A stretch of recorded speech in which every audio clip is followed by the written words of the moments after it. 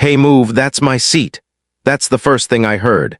No hi, no excuse me. Not even a half smile, just a voice sharp enough to slice through the entire plane. I turned halfway into the row, and there she was, hands on her hips, chest puffed up, eyes locked on me like I just kicked her dog. I froze. My backpack slid off my shoulder and hit my knee. She leaned closer. "Are you deaf?"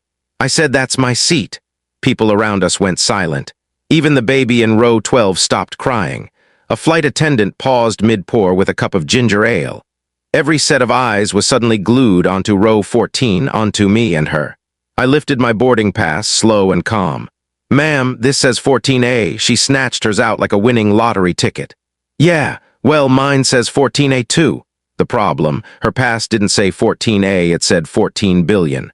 Clear as day, big bold letters, but she didn't blink, didn't hesitate, didn't even pretend to double-check.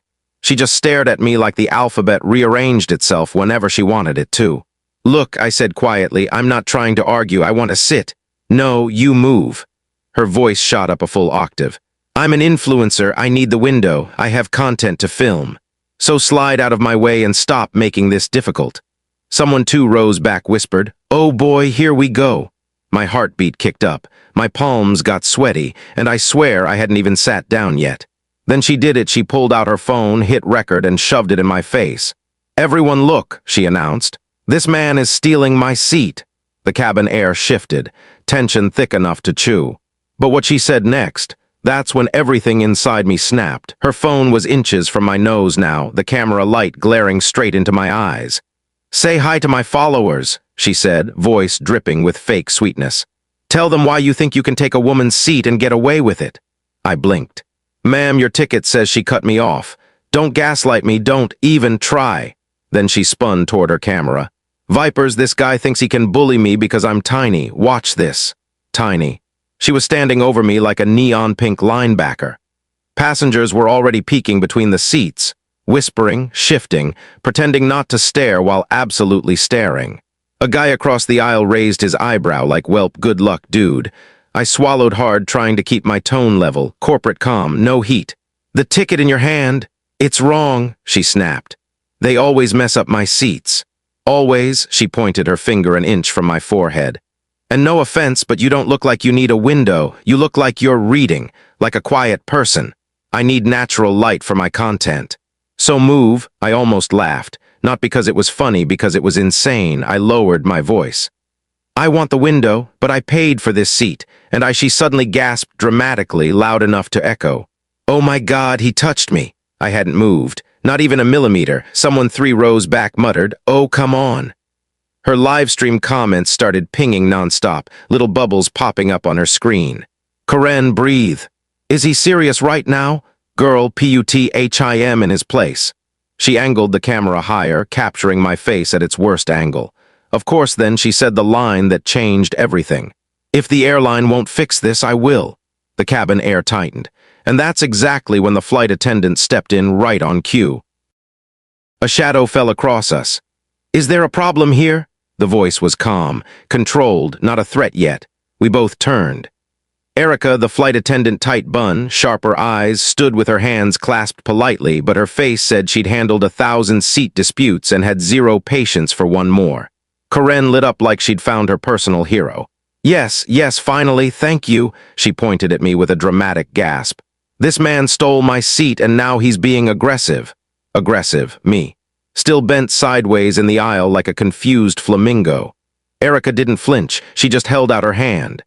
"Ma'am, may I see your boarding pass?" Karen slapped it into her palm like she expected trumpets to sound. Erica scanned it once, then again. She lifted her eyes. "Ma'am, your assigned seat is 14 billion, not 14A. Karen blinked like someone had slapped her soul. No, that's wrong. I requested a window. I always get a window." Erica kept her voice steady. "I understand, but today you were assigned 14 billion. Karen's jaw hung open. Her live stream was still rolling. The comments were starting to shift. "Wait, her pass says B. Girl, check your ticket." "Oh, nuo, she's pulling another stunt." Karen snatched her phone back, angling it away from the pass before anyone else caught on. "You don't get it," she snapped. "I need the window. I'm an influencer." Erica smiled the kind of smile you only learn after 14 years of customer service. Well, ma'am, today your influence is in 14 billion. A soft laugh rippled through the rows. Corinne's head whipped toward me like a rattlesnake. You think this is funny? I didn't get a chance to answer. Because right then and right as the tension peaked, the plane door thudded shut. No more switching seats. No more gate agent rescuing her ego. We were locked in together. And that's when she made her first truly dangerous move. The moment that the cabin door sealed with that deep, final thunk, something in her eyes snapped. Like she suddenly realized she was trapped with her own lie and needed a new one fast. She stepped in closer, so close I felt her breath hit my cheek. "Oh, you're gonna regret this," she hissed, low enough so only I could hear. Then she spun back to her phone. "Vipers, listen up," she said, voice shaky but theatrical. "If anything happens to me on this flight, it's because this man threatened me." I stared at her. "What? I didn't." She shoved her palm toward my face like I was paparazzi. "Don't talk to me. Don't talk to me ever again," people gasped. Someone whispered, "Girls unhinged." Erica held up a hand. "Ma'am, please take your seat so we can begin taxiing." Corinne ignored her. Of course she did. Instead, she raised her voice even higher. "He's making me uncomfortable. I need a different seat. Now." Erica kept her composure. "The flight is full. The only available seat is the one printed on your boarding pass." Corinne stomped her foot like a toddler refusing broccoli. "This is discrimination, harassment, a personal attack." Then she suddenly grabbed her tote bag and tried to wedge herself into my seat, physically pushing against me like she planned to bulldoze me out of it. Her elbow jabbed my ribs. Her bag hit my shoulder. Her hair slapped me in the face. Passengers collectively sucked in a breath. "Ma'am," Erica barked louder now, "you cannot force another passenger out of their seat. Back up." Corinne whipped around. "Or what?" Her voice cracked. The meltdown was coming. Everyone felt it. Even the captain's voice came over the speaker, unusually firm. "Flight attendants, secure the cabin immediately." But she refused to move. She wouldn't budge an inch. And that's when turbulence hit. Hard. And in that split second of chaos, everything went from bad to burning. The plane jolted so hard the overhead bins rattled. I grabbed the armrest. Someone yelped 2 rows back. But Corinne? Corinne saw the chaos and chose violence. She swung her tote up onto my tray table fast, recklessly knocking over the cup she'd been holding. A full, steaming coffee. Time slowed. The brown liquid lifted out of the cup in a perfect arc, hovering for half a second in midair, and then splash, right onto my lap, boiling, sticky. Instant agony ripping across my thigh. I gasped an involuntary, sharp inhale, but Corinne reacted first.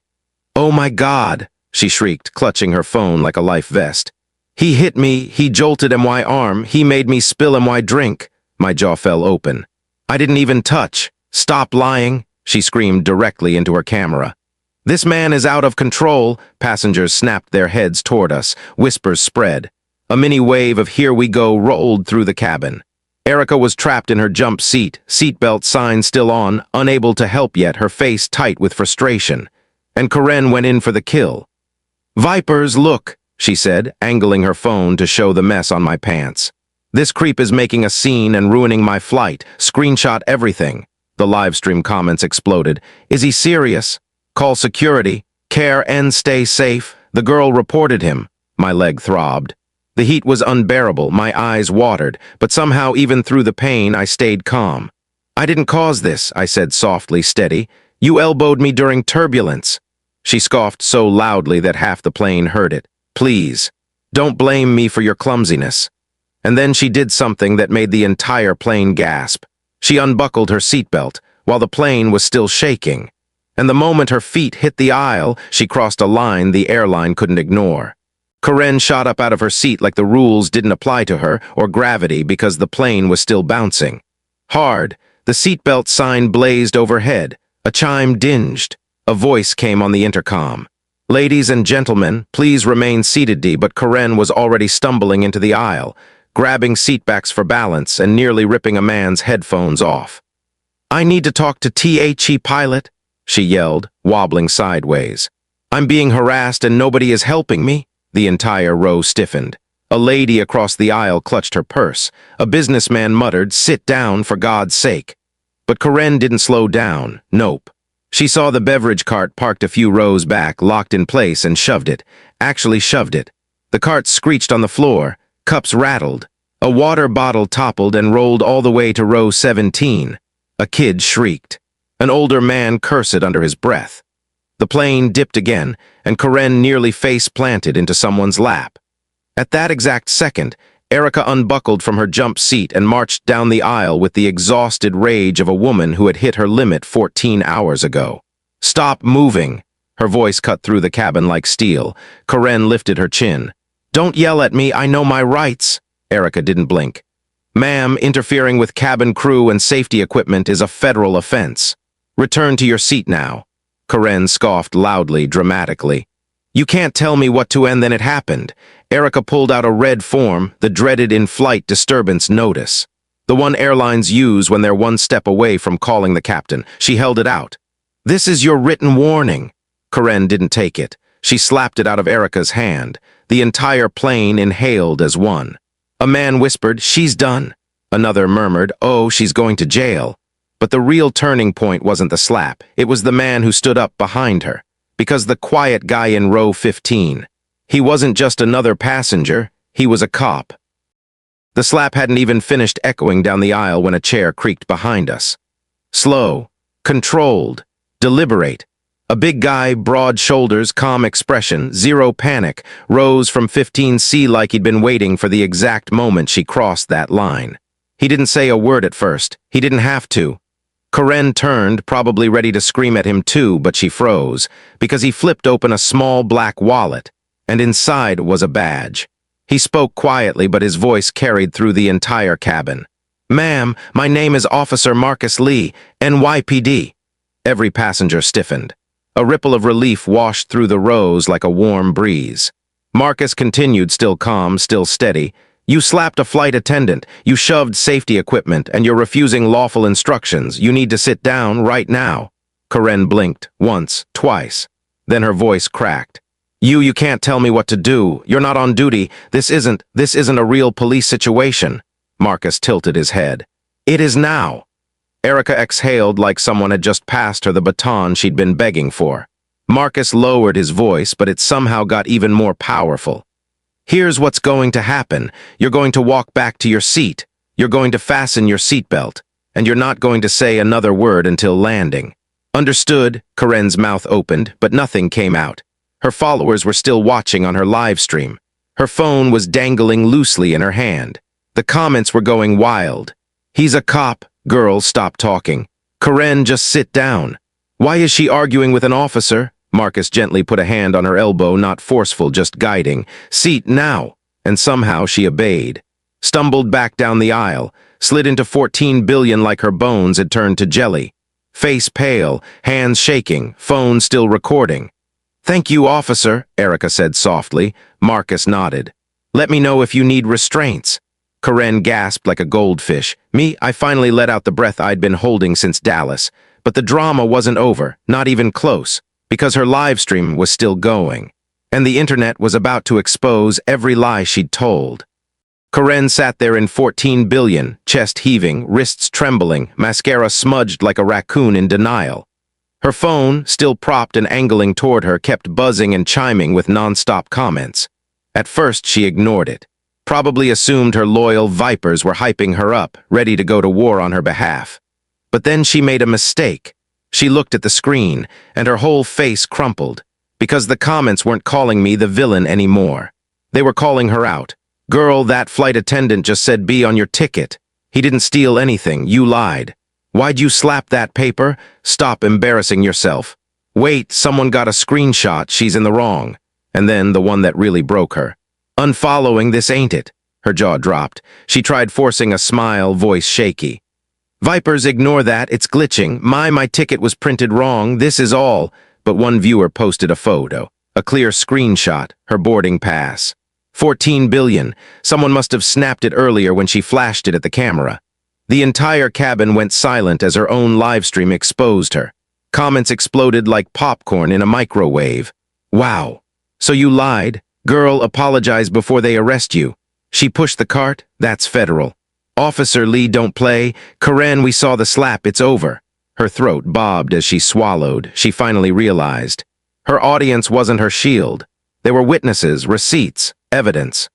She panicked and fumbled to shut the stream off, hands shaking so badly she nearly dropped the phone. But it was too late. Too many people had seen it. Too many had recorded. Too many had receipts. And the cabin crew?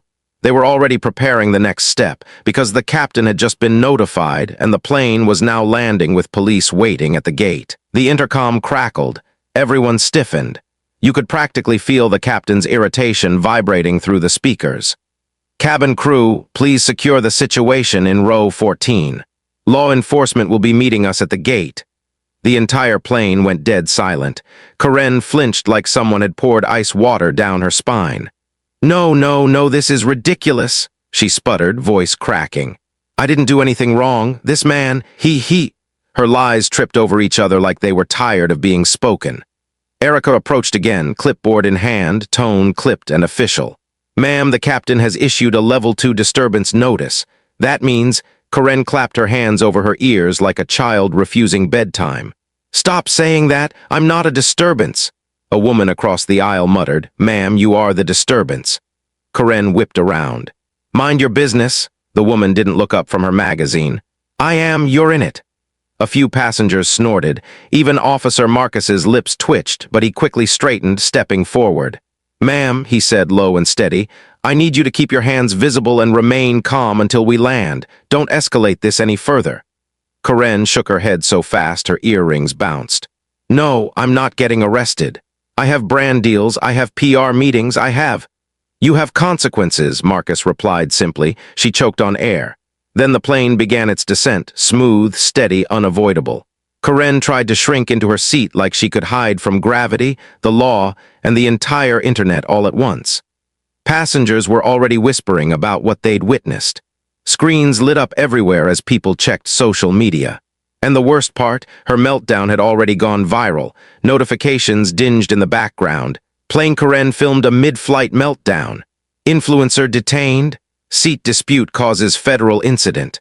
Her own followers were tagging news outlets. Karen was sweating bullets now. But the landing was only the beginning.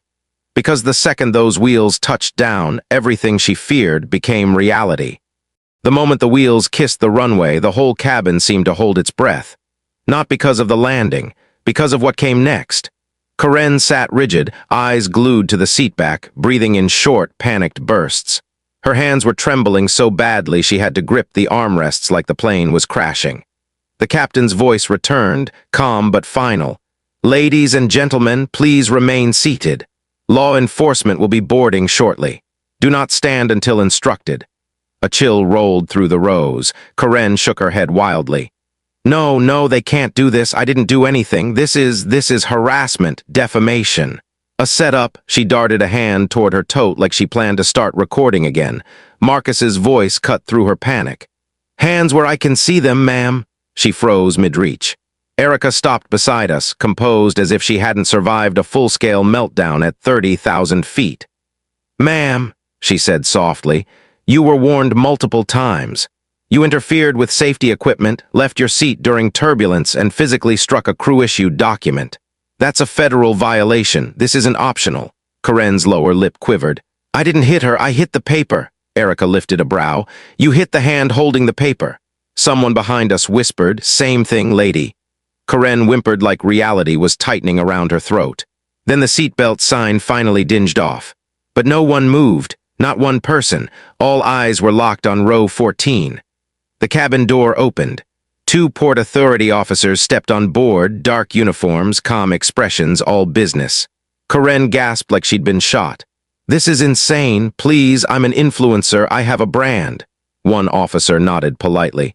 And right now, ma'am, your brand is interfering with a flight crew. She choked. Marcus stepped aside so they could reach her. And then they said the words everyone had been waiting for. Ma'am, you'll need to come with us. But nobody expected how she'd react when the handcuffs finally came out. The officer reached to his belt, slow, professional, and unclipped the cuffs. The metal glinted under the cabin lights. Karen's whole body jerked like she'd been tasered. No, no, you can't. I didn't do anything. He attacked me. She pointed straight at my face, wild-eyed. He spilled coffee on himself and blamed me. He pushed the cart. He. Her voice cracked under the weight of her own lies. The officer didn't flinch. Ma'am, we've already reviewed the flight crew report, and multiple passengers confirmed what happened. Passengers nodded. Someone in row 13 said, I got the whole thing on video. Another added, same here. A few others murmured in agreement. Karen whipped around, stunned.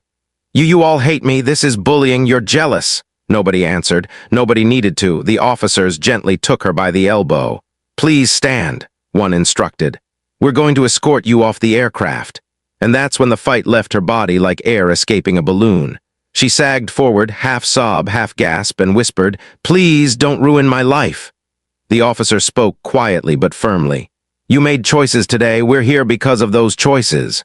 She shook her head as tears streaked down her cheeks. I just wanted the window seat. One officer secured the cuffs. Quick, click, click. Not rough, not theatrical. Just a procedure. Passengers watched in stunned silence as she was lifted to her feet. Her designer boots clacked softly against the aisle floor as they guided her away. For the first time on all flights, she didn't scream. She didn't argue. She didn't look at me. She just kept whispering, This can't be happening. This can't be happening. The officers escorted her up the aisle, past the cockpit, off the plane, into whatever consequences waited beyond that jet bridge. And when the door shut behind her, the entire cabin exhaled as one. But what happened after she was taken off the plane was something none of us saw coming. The second the door closed behind Karen, the silence broke like a cracked shell. A man behind me muttered, Well, that's one for the memoir. A woman across the aisle sighed, I need a drink. Someone farther back started a slow clap until their friend smacked their arm. I just sat there, legs still throbbing from the coffee burn, trying to process the emotional whiplash of the past hour. Erica approached me with a soft, exhausted smile, the first genuine one I'd seen from her all flight. Sir, she said gently, are you all right? We saw what happened with the coffee. I nodded. I'm okay, just shaken. She glanced at my pants. And burned. Yeah, I admitted, kinda. Erica handed me a small card. This is an incident report number. Corporate will follow up. You'll likely receive compensation, and someone from our team will reach out before the end of the day. Her professionalism was flawless, steady, warm, apologetic without over-explaining. Thank you, I said, and I meant it. She'd handled a full-blown meltdown at cruising altitude with the patience of a saint. As passengers began standing to retrieve their bags, Erica leaned in slightly. For what it's worth, you handled yourself better than most. She tilted her head. Way better. That hit me harder than I expected because, truthfully, during the chaos, every part of me wanted to snap back, to yell, to prove myself right. But staying calm, the corporate tone, the steady voice, that had saved me more than anything else. As I stepped off the plane and walked into the terminal, my phone buzzed. Unknown number. Hello, this is Passenger Relations. We'd like to offer you a voucher and discuss today's incident. I exhaled slowly. Consequences for her, closure for me. But the story wasn't done yet. Because that night, I learned the internet had one more twist waiting for both of us. I got home that night still smelling faintly like airplane coffee and stress. Dropped my bag, kicked off my shoes, sank onto the couch with a groan that came straight from my soul. My phone buzzed again, then again, then again. At first I ignored it, probably spam, probably work emails, probably my mom is sending me another recipe I'd definitely never make. But by the fourth buzz, I glanced down, and my stomach dropped. Notifications. Dude, is this you? Bro, you're viral. Turn on the news. Check TikTok now. I opened the first link my friend sent, and there I was, me, in row 14, looking tired, confused, and 98% done with humanity. Millions of views, thousands of comments. People are titching the video, people breaking down what happened frame by frame like it was the Zapruder film. And Karen? Oh, she was trending too. Plain Karen's Seatgate window seat warrior, someone had uploaded her entire live stream, unedited. Her lies, her meltdown, her pushing the cart, the coffee spill, the slap. Officer Marcus is standing up like Batman in economy class. It was all there, unfiltered, unavoidable. Her comment sections, locked, wiped clean, brand partnerships. Some are already dropping her publicly, and here was the twist. People were calling me a hero, not because I fought. Not because I clapped back, but because I stayed calm. One comment hit me right in the chest. This is what keeping your cool looks like, respect. Another, dude handled chaos like a CEO in a crisis meeting. I actually smiled, tired, disbelieving, relieved. After the day I'd had, those words felt like a warm blanket. I closed my phone, leaned back, and let out a breath I didn't know I'd been holding. And that's when I realized the real lesson in all of this. Staying calm doesn't just protect your peace. Sometimes it protects your whole future. Because the world is full of Karens, chaos, and coffee explosions. But holding your ground with steady energy, that's power. And if you've listened this far, there's one thing I want you to take away from this story. You never lose by staying calm. You only lose when you match someone else's chaos. If you want more wild, real-life stories, hit subscribe, drop a comment, and tell me where you're watching from because trust me, this wasn't the last crazy flight I ever took.